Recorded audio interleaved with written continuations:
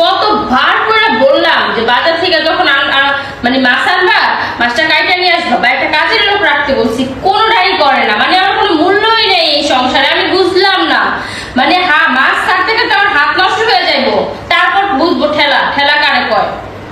কাজের মেয়েও রাখবো না, মাছ কাটাই আনবো না বাজার থেকে। আমি যখন চলে যাবো তখন শিক্ষা হইব।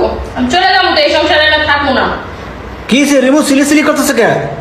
শুধু তোমার কাছে মাছটা কাটাই নিয়ে আসতে বাজার থেকে, তুমি কাটাই নিয়ে আসো না কেন? প্রত্যেকবার আমার দিয়ে কেন মাছ কাটাও? কে তোমার হাত কি নাই? তোমার হাতে হাতটা আছে, কিন্তু এগুলো তো সুন্দর হাত না, নষ্ট হয়ে যাবে না? কই সুন্দর দেই তো, একটু দেয়া তোমার হাতটা সুন্দর না। আচ্ছা এই না যদি মনে করো তোমার এই যে এই পোড়াই দিয়া দুই রাখো আগুন দিয়া, তাহলে কালা হইলে তারপর কাটবা। কাটতাছি। হ্যাঁ, সোজা আঙ্গুলে ঘিটবে না, বুঝতে পারছো? আঙ্গুলে বেকা করতে হয়।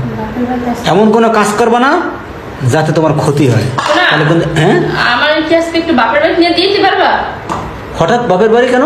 না আসলে কি, মানে আম্মু বুড়ে দেখতে ইচ্ছা করতেছে। এই সপ্তাহখানি একা একা দেখেছো? দেখাইছি না, এখন হচ্ছে আম্মু অসুস্থ, দেখতে দেখতে তুমি কি আমাকে মানে কোনো ভয় দেখাইতেছো নাকি? ভয় দেখেন, আসলে চলে যাবো, মানে একটু রেস্ট নিয়ে আসি, কারণ কাজ করতে করতে আমি টায়ার্ড হয়ে যাইতেছি, আমি পারতেছি না। তাই ও কাজ ও তোমার